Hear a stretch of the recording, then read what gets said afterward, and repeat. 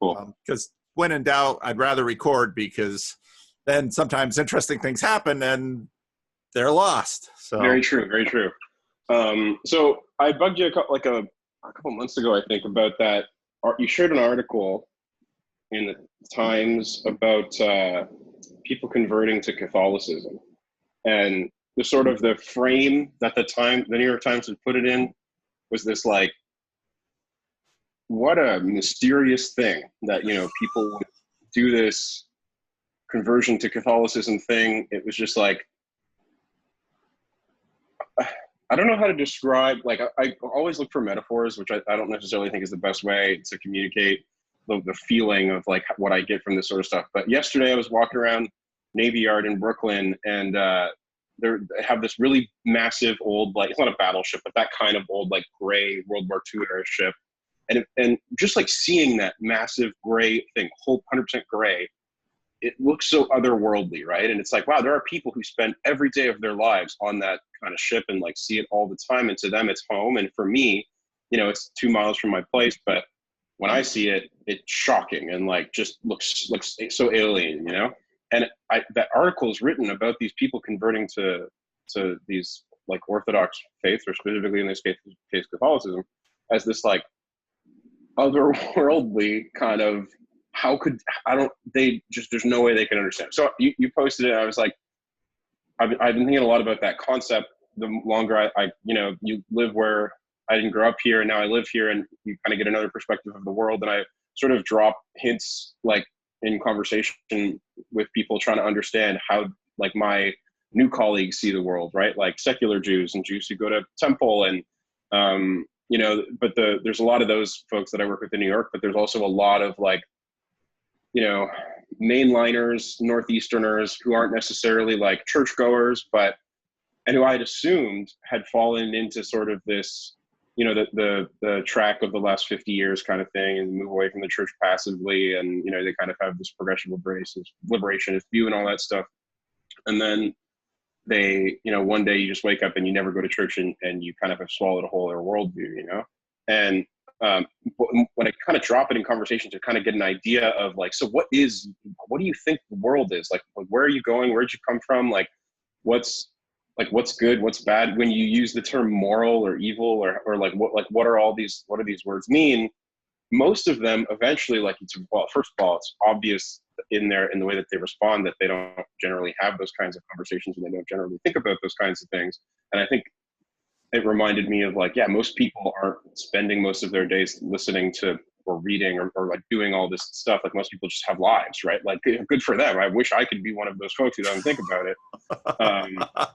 But so that's one reason, I think, why the New York Times doesn't understand why people would adopt a traditional religion with, like, liturgy and old school buildings and stuff, right?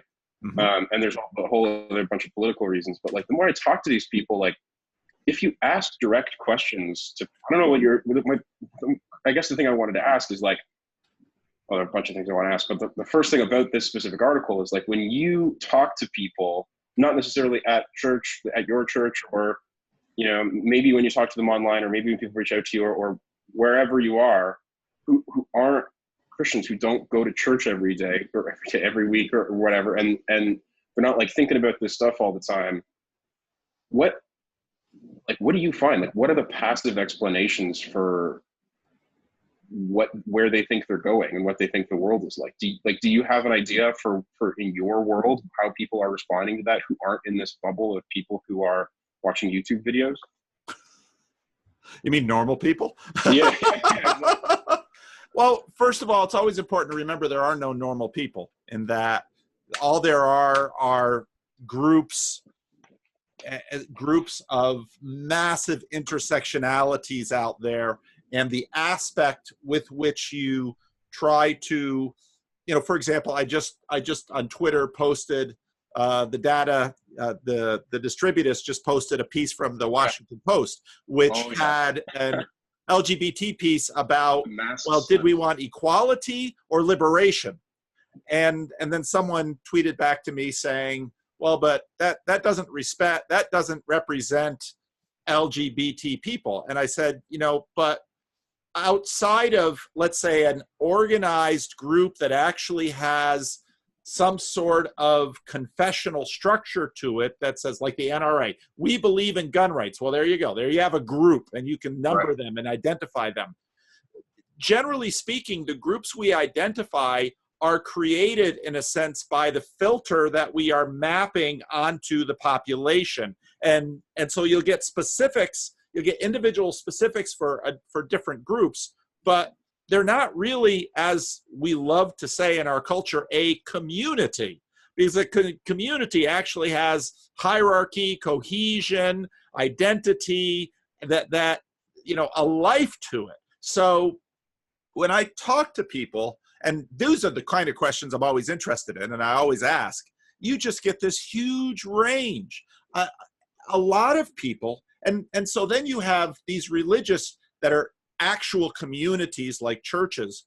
But as you well know, within churches, you've got a lot of people who, let's say, perhaps were brought up within a religion who, for the most part, they're not even, they don't think much about their religion. They are certain language that they've adopted, answers to certain things, but they also sort of live their life not unlike other groups that don't have that religious overlay. I mean, it's just incredibly complex.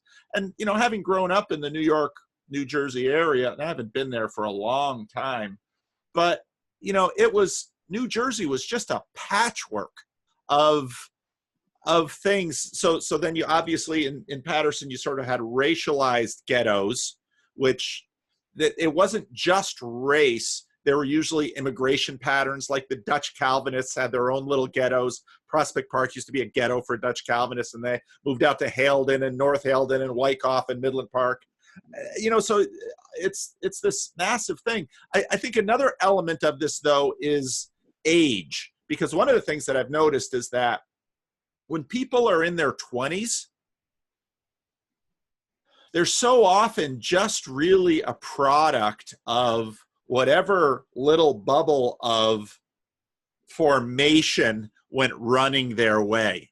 And at some point in late teens or 20s, maybe, but maybe not until their 30s, 40s, 50s, or ever, they begin to individuate a little bit from their pack. You look at high school kids, they're all being individuals in exactly the same way. I mean, and I think that part of that is just youth.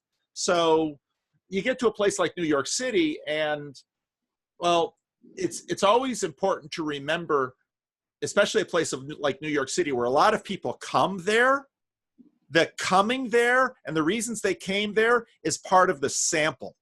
Yeah. So there's some filter that everybody got caught in that brought us here. Yeah. That's right. And especially for New York, it's often an economic filter or a social filter. I look at my kids as they watch. I mean, for a while, I watched my kids watch The Office, and then for a while, I mean, really watching on Netflix the way I couldn't watch when I was a kid, because you just had what was on ABC, NBC, or CBS, or PBS, or New York City, Channel 11, or Channel 9, or Channel 5, whatever. But so I watch my kids watch The Office, and then they watch Friends, and I watch them just imbibing Friends, and I think, that's interesting. And now one of my daughters lately has been imbibing Gossip Girl, which I knew nothing about, which is the show from the middle of the aughts, which is just this crazy soap opera show of glitz and beauty, and it's like, wow. And so I watch this, and you just see young people formed into this stuff. But once they get out there in the world, it's so funny because they've all got the same answer. Diversity. They're highly undiverse when it comes to the value of diversity. But you just watch people. But as they go out into the world, they'll continue to bump into life things. And it's like I was talking to Karen a couple of weeks ago. It's suddenly when you hit chaos, these things that you can't predict, that everyone continues to differentiate as they age. So there's maybe a way too complex question to answer. No. So that's how I've been thinking about it as well, right? So you kind of you land on these waves, and then you get caught up in something that you don't even realize you've begun seeing the world in a way that you've imbibed from the media you intake, or the people you're around, whatever, all these different things. And And you don't, it's not like people walk around thinking only one thing about a subject. Like I got in a fight, not a fight, like a discussion, let's call it, at a small group the other week. The content was like, at your church small group. Yeah, sorry, yes. Yeah. Can generosity be commanded?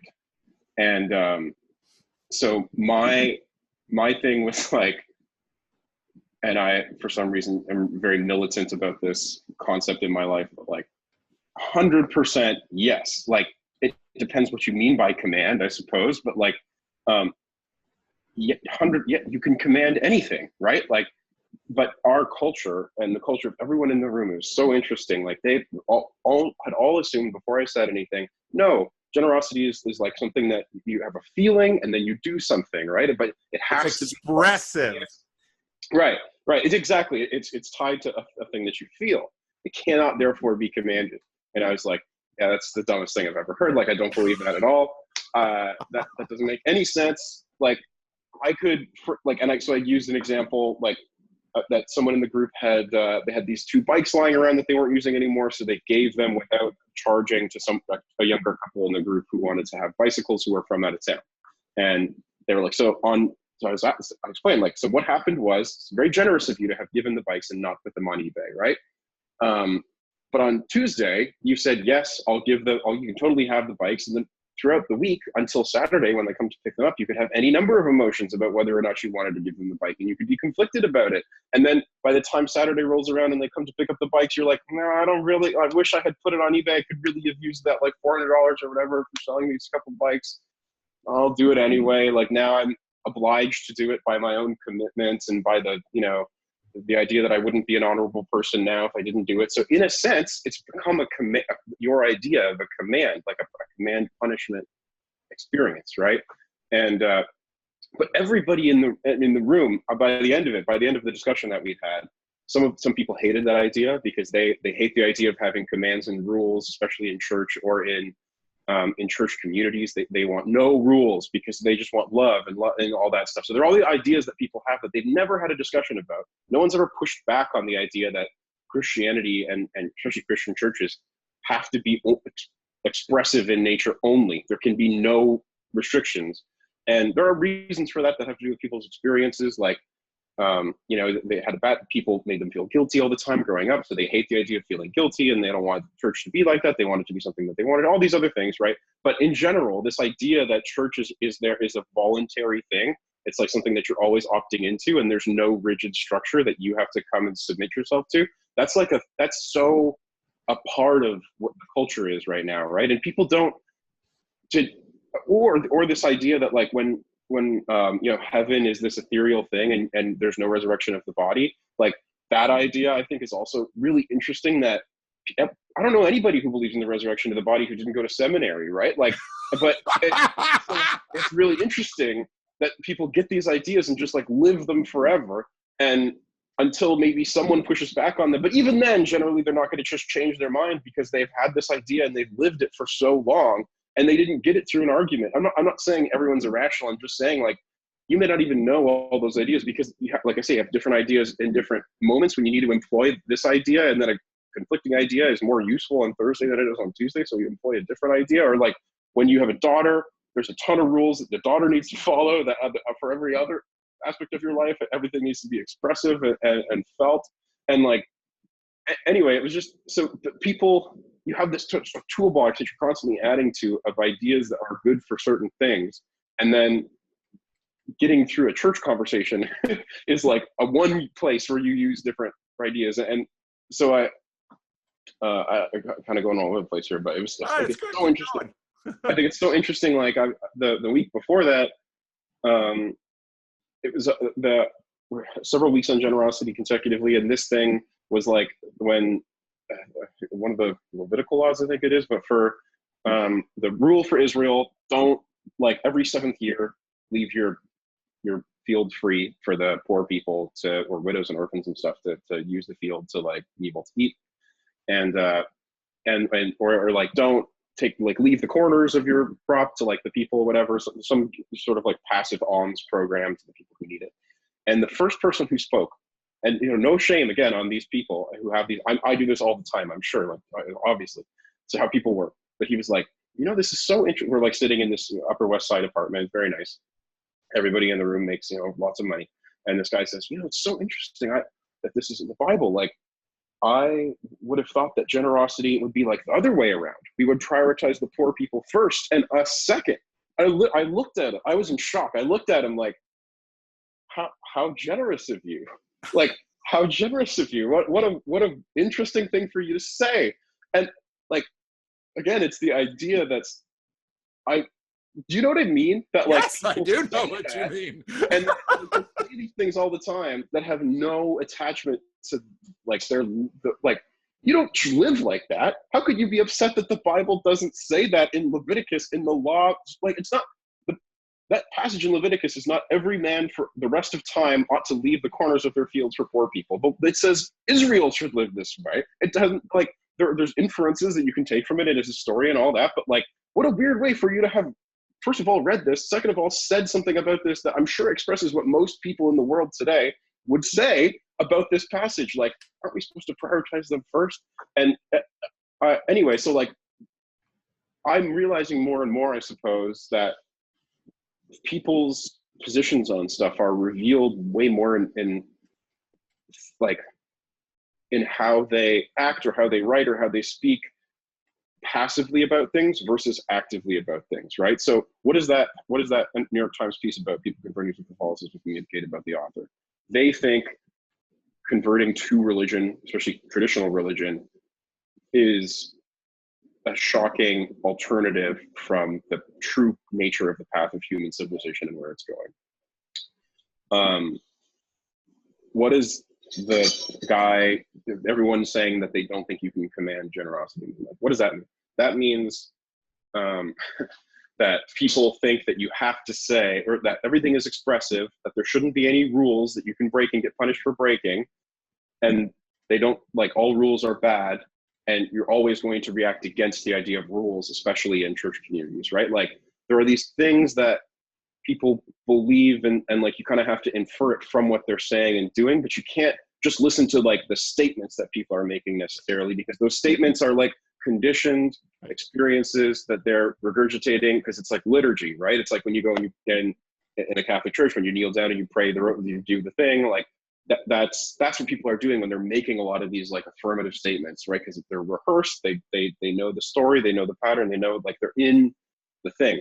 And so the conclusion that I drew from all of this, or these experiences I had recently, especially after having thought about it, about everything in my life, I've been thinking about it through that lens recently, thinking about how like epistemology, the epistemology that Christianity teaches us, or that our church teaches us Christianity has, is so unclear to me. Like, I don't know if you saw, Esther tweeted like last week or 2 weeks ago, like, someone, first of all, I love Esther's Twitter because there's like total stream of consciousness. There's like almost no, like, I never have to wonder what she's thinking about any topic. She'll just be like, bang, and then she'll like disagree with herself maybe a little while later. It's what I do, so it's fine. I love listening to it. Someone was like, why don't you like presuppositional apologetics? And she responded like, it's epistemologically bankrupt, right? And so there's a moment of me that actually, like, I spent a lot of time in my, it's so interesting that you're talking about Frankie Schaeffer and stuff like that. I remember the first time I talked to you, I was like, well, I got really into Frankie Schaeffer when I was in high school. And like learning that sort of path. And you had mentioned like, oh yeah, he was on the other side of the political divide. So I didn't really, it wasn't my thing. And listening to you kind of go through that whole thing, like his cultural or presuppositional apologetic thing, like that comes from that tradition. I got really into that. And I kind of agreed with her. Like, I don't know what not necessarily apologetically, just like, if I want to be a Christian, if I'm believing the story, there are a million questions that I now have as an adult about what I know, what I don't have, what I'm not carrying. I'm not like a rationalist. I'm not all these things, because Christianity's had to defend itself from all of these critiques, but it defends itself by critiquing the critique very frequently, which is essentially what presuppositionalism is, right? Like, right. It's a critique of the critique that you're receiving. But that's not very anti-fragile, because now you don't really have a position that you know that you hold. And so like that, so everybody kind of, trying to summarize, everybody has these passive ideas that they're just imbibing from the world around them, and they don't even know that they hold them necessarily. And then they reveal themselves or betray those ideas in the way that they act, and you can kind of observe it, but you never know for sure because you're observing them on Tuesday and not on every day of the week and every moment. There's all these filters that people live through all these different times. And when like it rose all these other questions in me that I hadn't really thought of before, because you have this idea of what God is, what people mean when they say the word God in Christianity. Or like, it's been driving me crazy for years now when people say like, oh, just love Jesus and everything will be okay. Like, that's such a nonsensical statement to people if you don't understand what it means to love Jesus, right? You have to define that phrase or else it's useless. So like, but because we're on the back foot, it seems, in all of the, like, so many of my pastors that I have gone to the church, like in Sunday pew, I get so frustrated because they're defending themselves against the culture that continues to advance against it, but they're not, I don't know what they mean by those terms. I don't know, like Jordan Peterson spent an hour and a half or 2 hours or whatever defining what the Bible thought it meant by God in that first Genesis thing, right? But I've never heard a pastor do that. I've never heard, like, in church, a pastor talk about what we mean when we say God and how do we know that it's true. And it, like, so you grow up with this idea that God is essentially a big one of us, and like is not like, what does it mean that God's not bounded by time or omnipotent? Like I remember learning all like the three omnis and like all these different things, but like that's omnipotent is kind of like a description for how he's not like us, because we're limited and he's unlimited. Okay, but it's hard for me to understand what that means, because that's just, again, something that's describing how he's different from me, which, okay, but like, what is the character of God? And like, so you start to read the Bible and you get ideas of the character of God, but like, metaphysically, what does that mean? Like, what are the implications for that? And like, all of these different things that I feel like the metaphysics of Christianity have seen a distinct, at least in my experience, lack of focus, because we're so, like, this question, does God exist, doesn't seem to be anchored in anything real, because it's this like, and I think Jordan Peterson revealed it, that we don't, as Christians, really know what we're saying when we say we believe God exists, right? Like, we have these ideas, but from childhood, a lot of the time, that a lot of people are leaving behind, but we don't know how to deal with them going forward. And like, so I don't know, the point is, I don't know what a Christian epistemology is. I honestly don't even know how I would explain it to people. I know what the Christian critique of other epistemologies is, but I don't know what the Christian epistemology is. And then I don't know what, like what we mean when we say, like, okay, so I've been able to boil it down to this. Christians say, I believe that Jesus is Lord, like that, you know, confess with your lips and believe in your heart and all that stuff. So I can believe that a man lived and died 2,000 years ago who was the incarnation of the creator of the universe, something not like us, something like something other, but also like us in many ways, because he's our creator and made us in his image. So we have some idea, but not a complete idea. Okay, fine. I'm happy to live with that mystery. And I can believe that a man lived and died and told people, and those people told more people. And we believe, as a result of that faith that we have in that, you know, God inspired these good people who were obviously not perfect, but he gave them the message that they could then give to us. But that's not obviously going to be a satisfactory epistemology in the any current conversation, because there's nothing that grounds it against any other statement that anyone else would make. And I've never actually heard anyone have that conversation, because it just kind of closed circuits the conversation, you know, like it, the Christian will say to the Christians or Sam-Harris atheist type, your epistemology is completely corrupt. And it's founded on, like, you're shooting yourself in the foot with your rationalism and your empiricism and your materialism, and it actually doesn't end up making sense. And I completely agree with that perspective. But then the response is obvious. Why do you believe this one and not anything else that anyone else has told you? And then the Christian constantly just sort of says, well, I remember distinctly Douglas Wilson saying this in a debate with Christians, I believe it because my mom and dad loved me and they told me and they brought me up in the nurture and admonition of the Lord. Well, that's not very helpful if your parents didn't do that, right? Or that's not very helpful from a philosophical perspective. So like, I'm curious, like, in your time having all these conversations now online, like, has anyone ever pushed you on this? Like, what is the Christian epistemology? What is the Christian idea of God? Can you explain it to me in American English? Like, like maybe philosophical American English, but can you explain how, like, in an ideal, like in your vacuum, sealed room, how we use those terms as Christians and what we're actually striving toward? Like, what is our highest goal when it comes to that whole conversation? Because maybe it's obvious and maybe it's happening all the time and I just haven't heard it, but I honestly don't know, and I feel like I'm paying attention. So anyway. You are paying attention, and that's good. And I think you're exactly right. I think the way a lot of churches are going right now, the way Christianity is going in the United States, is something like this. People generally have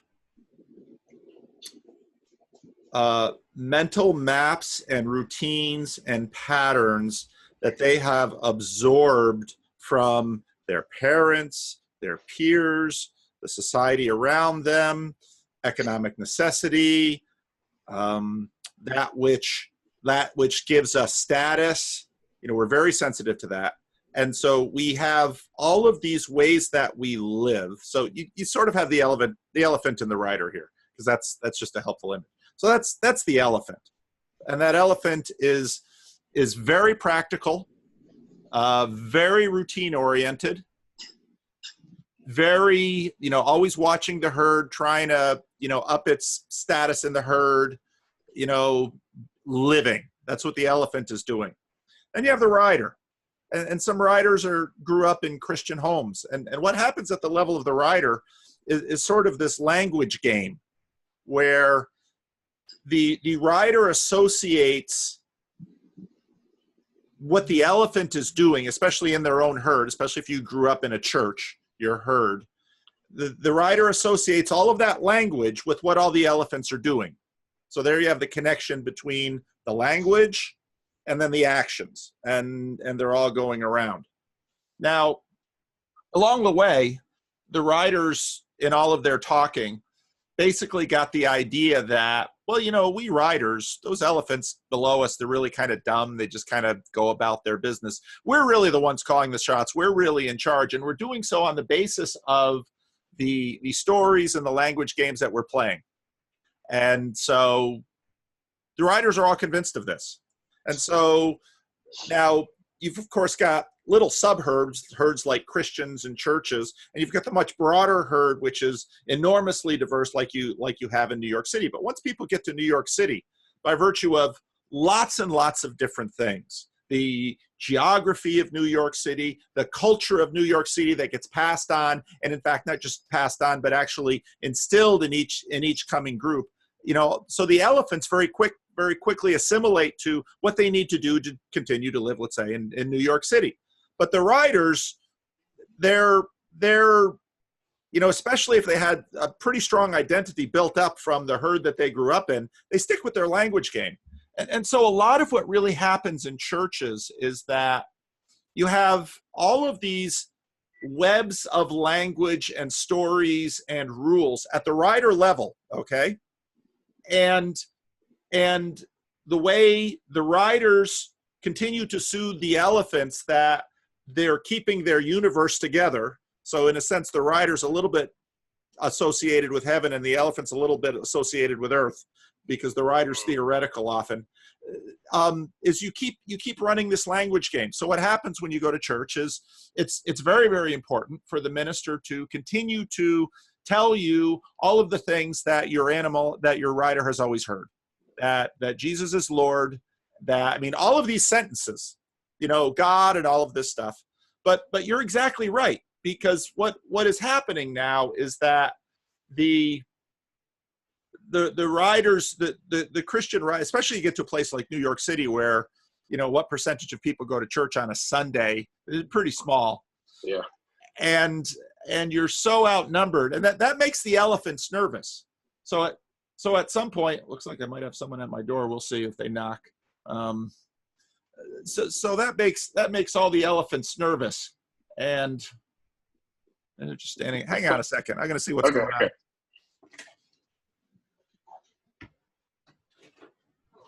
I'm locked out. Oh, I'm sorry. I didn't have my keys. Since you didn't respond on music. What we're saying is being recorded.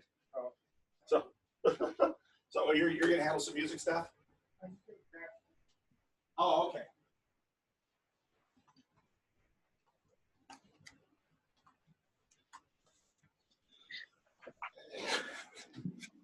Small church pastor. So I think you're exactly right in that. Thanks, Pete. I think you're exactly right in that this direct way that we think we live, we get these ideas in our head, we get a picture of the world, and that's what we're going to do. That's far simplistic and often simply wrong about how we actually organize our lives. And so this language game that we play about God and Jesus and such, that is often fairly shallow. It takes actually quite a bit for that language game to get all the way down to where the elephant moves the elephant's feet. And when you poke at your small group Bible study, asking a question like, can generosity be commanded? You're dealing with that interaction. Because what you're really asking is, how does the elephant work? And what you stumble upon, and I love the way you said it, people's positions on stuff is revealed by how they act, write, or speak passively rather than actively. That is exactly right. Because people, and this gets into, so, you know who Bern Power is. So I've had a couple of conversations with Bern Power. He's over in Georgia, big guy. When he first mentioned Jacques Ellul's propaganda, it's like, bang, lights went on. Because, so the writers have a lot of propaganda. And that propaganda, again, if you read Jonathan Haidt's The Happiness Hypothesis, the gossip, the propaganda, that's all really important for the herd and for the writers. The propaganda is what gives the writers a sense of control, a sense of well-being. And as long as we're echoing the propaganda back and forth to each other, we kind of know, okay, you and I are good together because the propaganda, think about it. This is going to maybe tick some people off, but think about it in a marriage. One person says, I love you more than anything. The other person says, I love you more than anything. And well, as long as both people are saying they love each other more than anything, but then again, you're playing a video game and your wife's like, honey, I really like it when we go to bed at the same time. No, you just go to bed. I'm going to keep playing my video game. I thought you loved her more than anything. And now you're choosing the video game instead of going to bed with your wife. But the propaganda is really important because it sort of is a signal to both sides that everything's okay. So in other words, the words are signaling things that aren't necessarily exactly what the words are. And so when you stop and say, now, wait a minute, when we use this little word G-O-D, what on earth do we mean? You ask that in a Christian church and they won't be able to tell you. And if they work really hard, they might say something like you just said, that God is just a big one of us. Now, if you actually say it that way to someone who has been to seminary or Bible college, they'll say, no, that's not what it is at all. Yeah, but that's what we think. And that's what Sam Harris thinks. And so when Jordan Peterson in Vancouver 1 runs through his little litany about what God is and says all these things and all the Christians are out there listening, it's like, that's not what I hear in church. And then Sam Harris basically says to him, that's not what they hear in church. And so what Peterson has basically done is really taken things down a notch and opened it up and said, we're using all these words. We might want to actually do some thinking about what's all going on with this. And so he says a few things that sound enough alike a lot of the language games in church that a lot of people say, oh, he's one of us. And that obviously the atheists hear that too because, he's one of them. Right. But he's obviously he's one of these strange creatures like you that is asking uncomfortable questions. And now the thing is that, I just got an email yesterday from a guy who, was going to church with his wife and, he's another one of these people that thinks about things. And he basically was like, I don't believe in this Trinity stuff. And so it was an evangelical church. And so he went to the pastor and, well, I don't believe in the Trinity. And boom, they excommunicated him. And it's like, okay, but all of these other things that you're probably looking the other way on, but here's a line, and we have no idea what makes that line important necessarily. We have this theoretical idea with creeds and confessions and those things, but how it actually gets down to the elephant level and how it actually shapes the world and how any of this stuff works, well, we don't have much of an idea at all. And we don't actually even like it when people stop and say, wait a minute, can we actually talk about this? Most of the people in church will, not most of the people, that may be unfair, but a lot of people in church will say, no, I don't want to talk about this. I just want to hear you say, I love you more than anything. And then we'll all be okay. So, and by saying it that way, I don't want to discount the importance of I love you more than anything. That's actually a critical functional thing for the health of the community, because there's a lot of stuff built into that community that when people step out of it, so the classic grew up in the church, just see the language game, and at some point you say, what's this language game? This is a load of crap. Then they go out into the world, but they also jettison all of the stuff at the elephant level that was actually keeping the community cohesive and whole and healthy. And then suddenly they go out into the world and their life is chaos. And so then what do? Well, they jump back, but they jump back in with the language game because that's what's associated with all of those other patterns of the elephant. So, you're exactly right that this is way, way, way more complicated than any of us know, but it's a good thing we actually work with it without having to know that complexity, because that's actually what keeps people alive. Because if you didn't know how to live with, oh, I love you more than anything, that level of propaganda, well, you couldn't live.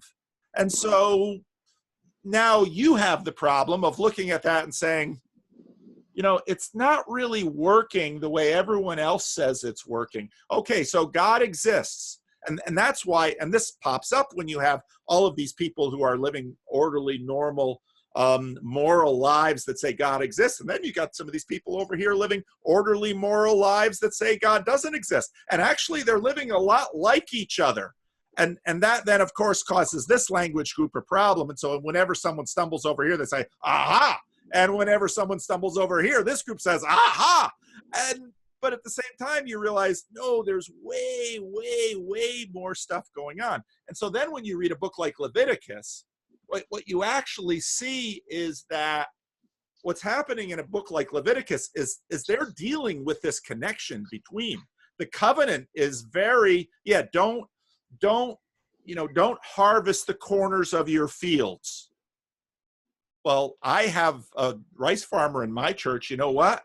He harvests the corners of his field. And the gleaners that actually go out in his field, they're not grabbing rice. You know what they're grabbing? Crawfish, who are just kind of growing in the Patties, yeah. But then you read, what do you mean by don't harvest the corners of your field? Well, given the cultural context, this is actually a statement about generosity. And as you noticed, they're commanding generosity. But we Americans, another one of the games we're playing is this expressive individualism. And actually, this expressive individualism is another type of propaganda. Because people are all fine with expressive individualism as long as everyone is expressing pretty much the same thing. When someone comes up and says, well, I like to express, walking around without pants. Well, so much for expressive individualism. We're going to command you to wear pants because, nobody wants to see you walking around without pants. So, and so even the culture that people have, they don't even know that. And that's why it's always so much fun to move to a different state, a different subculture, especially to a different country, maybe on the other side of the world. And then you get there and it's like, well, these people are doing very different things. And then you live there long enough and actually your elephant starts to adjust. So this is the missionary experience. So then when you go back to your own country, well, then suddenly it's like, well, now you have different perspectives on both worlds. And that's a powerful thing. So no, I loved your rant there. And I think you're dead on right. The challenge is, now you can stop and say, well, look at this. And everyone's like, now, wait a minute. We're playing the propaganda game. I love you more than anything. You better keep saying that, because if you stop saying that, we're going to put you out. Now, and even someone says, well, I have a problem with the Trinity. Okay, well, actually, that is connected to stuff, but that's a really long connection. And so, and most churches, I really also liked how you said many pastors are kind of on their back foot, especially in a place like New York, and they're just, in a sense, always reacting. And what they're doing so often in a place like New York is they're helping, okay, so New York is grabbing people from places like, the Midwest, flyover country, and we need some place where they're going to have the language game there too. I can't live without my language game. Good. And then you pick up some other people who run into grave disorder and see all these people living fairly reasonable, non-chaotic lives. And they say, well, maybe if I adopt this language game, but very quickly. So the great example, you go to the Billy Graham crusade and your life is a mess. So you go down to the front and, come just as you are. So you came, all you have to do is love Jesus. I love Jesus. I pray the sinner's prayer. And before you know it, everybody in church is beginning to say, now you're going to need to start to live this way. You say, well, wait a minute. I thought I just had to say I love Jesus. Oh, no. Well, yeah, but see, they don't even know what's I know, yeah. Bill said, no, it's not commands. It's not commands. Just, we don't command anything. It's just, this is what's going on. It's so interesting. It's the most interesting thing, like listening to people talk about that. Like I say, I'm sure I do it all the time. I just when it's we all do it. Yeah. So, and so the thing that I'm thinking about off of all of that sort of like elephant and rider thing, people's motivations for doing stuff and going to somewhere else in the world. So when you went to the Dominican, you worked with Haitians, right? So something that I've been so interested in living in New York is the way that people think about family and children, because there are people who have kids. A lot of people at work are like freezing their eggs or whatever for later in life. And I'm so interested because or I watched this video, this YouTuber is in Venezuela right now, like taking videos of like the slums and stuff and how hard it is and everything. And I'm seeing these kids, these like 3-year-old kids who are like starving at these soup kitchens. They get one meal a day and it's really, really hard. It sucks. It's the worst thing in the world. And I'm thinking like, why on earth did your parents have children? I read a story in the New York Times today about this guy from Nicaragua who's trying to get his 3-year-old, he's 27. He's trying to get his 3-year-old son and his wife out of Nicaragua, but the Mexicans are now stopping everything and all that stuff. And my first thought was nothing other than, wait, you had a child at 23 and you couldn't guarantee your own safety or your own livelihood? Like, what a bizarre, like, what are you thinking? What motivated you to have this child? Like, I don't, one child only? Presumably, if this was a birth control issue, you'd have several more than one child. There's all these like things that I have questions about these people who do that. So I've been down this rabbit hole recently of a lot of different YouTubers who I'm trying to understand how people are motivated to do things. And I don't know if you've ever heard of this one guy on YouTube. Every video he makes gets a couple million views. His YouTube name is Internet Historian. So it's nothing to do with anything that you talk about, but I find it very interesting as like a cultural observation. So he's from New Zealand and he does a ton of research on internet phenomena and then makes like a 1-hour video or something that's for 20-minute video, however long, that's like a summary of these events that have happened in the world that kind of originated from the internet. He did one on Firefest before the documentaries came out. He's done one on it's just a bunch of different things. It's really, really interesting. And a lot of what he's talked about originally is like this internet subculture of, I don't know what you call it, like warfare or something, that chat boards will take this sort of like, they're really hyper motivated to spend many hours of their life trying to figure out where Shia LaBeouf has put up an art installation because they want to troll Shia LaBeouf, right? So they'll dedicate weeks of their life. But like, if you watch the video, The Triggering of Shia is the video series that he did, because Shia LaBeouf, I don't know if you heard about this, but he did like a art installation where he just had a video on a wall in Queens, and it said, "He will not divide us," and it was supposed to be like, so people would go up to the camera and say, "He will not divide us," and then like obviously the internet goes to town. Well, maybe not obviously. This is my point. Like, so it's a live stream video of a wall in Queens where people are supposed to go do that. But people from all over the place started going to Queens and making fun of it and ruining the whole thing and just like trying to get angry, right? Because like they think Shia is pretentious and they want to knock him down a peg, and like they just, you know, not necessarily want to see the world burn, but they see this guy, you know, who wants to show all the normal people how to live their lives, so they go and try to ruin it. And then Shia LaBeouf moves it into this rural like place in North Virginia or something, West Virginia or something, where he's like going fishing. And he doesn't tell anybody where it is. He just has a video of the image or a flag or something, and he doesn't tell anyone where it is. It's just in a forest. And these people like triangulate the location based on the time of night and the stars in the sky, and then on air patterns, because they watch because there's the sky in view, and they like figure out where it is.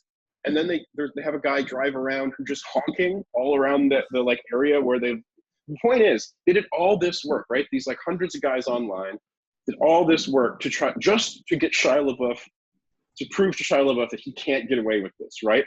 And I'm so interested in like what motivated these guys to do that, right? Like, you spent so much time doing that. Or like you've had a couple guys on who have mentioned Gamergate to you, which is also like a rabbit hole that I've gone down recently. Like, I didn't really pay attention to it at the time, but it's a whole culture online, even now, of these guys who like experienced Gamergate, were predominantly like this sort of left-wing, 2005 era, video game culture. They all thought of themselves as progressives, and then Gamergate happens and the feminists intrude on their lives and try to impose their will on the nerd space, and this whole breakout happens, and it motivates all of this massive political fallout that occupies the mental space of thousands and thousands of people now.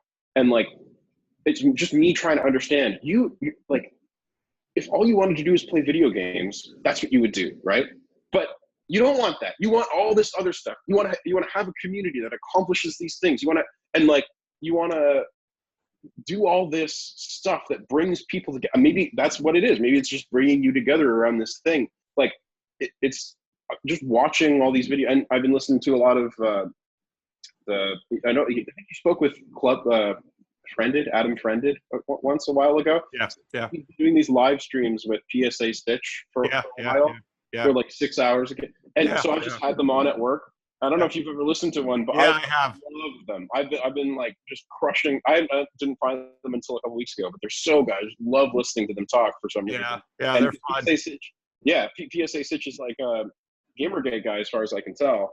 And so me trying to understand, it's so helpful for me to listen 6 hours of conversation between two guys where they reveal their elephants and riders the whole time. You get an idea for how they're thinking, and it like, I don't even have to live where they live, but it's just like moving across the country or whatever. You can understand like, oh, these are the sort of like ways that you react to this statement that Don Hoffman makes, or this statement that this, Ezra Klein makes or whatever, right? And it's so interesting for me to hear, to understand like, oh wow, this was my immediate reaction.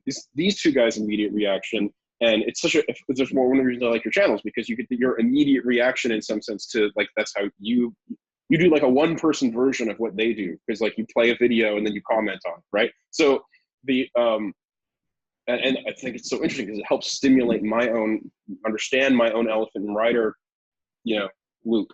And so anyway, I've been thinking a lot about like, so what are the motivations? Like a genuine question, like, why do people have kids if they can't guarantee their own safety? Like, I'm trying to figure out why guys like me would spend their time triangulating a flag in West Virginia. But like, why would people like the people you spent so much time with have children? Like, what do you think is the like? I know it's this elephant and rider thing. Like, is it just so much in their elephant that says have children that they have to do it, even despite the lack of security that we as Americans would say not all Americans, but we as urban Americans said, wow, that's so shocking that you would have a child. Well, you have children because you don't have security. Really? That's such an exact inversion of our own. But that's exactly right. People, the more secure people are, the less children they have, even no children, which is why Europe and America, are not having children. But if your life is radically chaotic and insecure, you actually have more children. And it makes perfect sense biologically. If you have a fruit tree, you prune it because the pruned tree bears more fruit.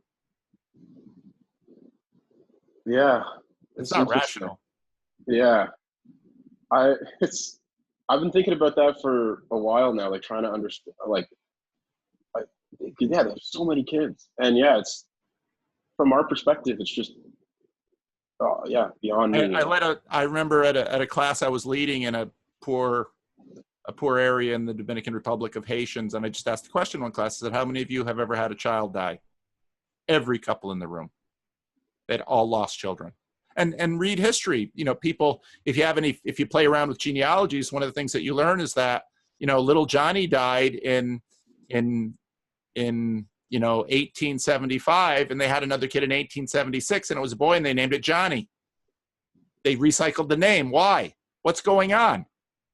Well, we lost one John, but this is John. This is his replacement. And we look at that as expressive individuals and say, well, that's horrible. Yeah. They didn't look at it that way. And if you'd sit them down and ask them, well, why did you do that? They'd look at you funny, like, why are you asking such a question? I know. Yeah, they wouldn't understand it at all, right? That would be such a bizarre question for you to ask them specifically. Like, what do you mean? But yeah. And okay, so this actually bleeds into the last, we only have 5 minutes left. This actually bleeds into the last question I have for you. I'm curious, my recollection growing up my grandfather was a pastor and lived in the house with him. He never got to really have conversations like this, right? Where you're having sort of high-minded intellectual discussions about one thing or another. We call it high-minded. Some might. Right. Well, yeah. Yes. Abstract conversations about ideas, right? When people were to come into my Opa's office, they would ask him for money or for a job or for help or for connections or for stuff. Maybe the specific church generally that we get him, but he didn't have. That's normal all the way around the world. Same thing with pastors in the third world. So right, and so like now, presumably the only kinds of people who would be approaching you for a conversation about these abstract ideas were a couple people in the congregation, if that, and other pastors that you'd see at seminary reunions and stuff like that, right? What's it like to have these, like, your calendar is full of people who want to talk to you about this stuff now? It must be just the weirdest thing in the world. It's good though, because as a pastor, you long to have these conversations. And when you might, before this, I might have had one of these conversations. I might have had 10 of these conversations a year. Now I have, 4, 5, 6, 8, 10 of them a day. Yeah, it's pretty crazy. It's fun because I love doing it. But just today I was thinking, I got to slow down. I'm putting a lot of voltage through the old noggin, and it's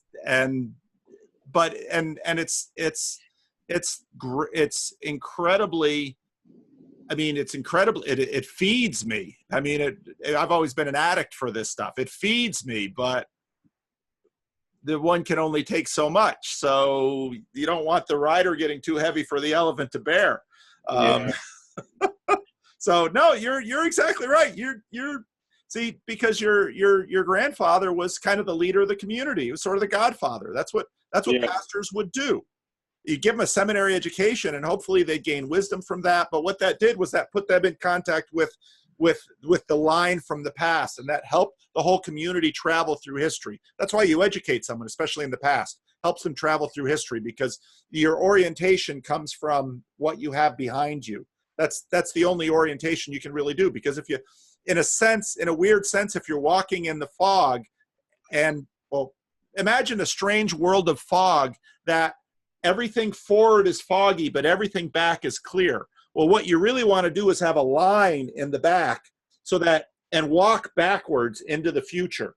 because you can't see forward anyway. So you guide yourself in terms of the back.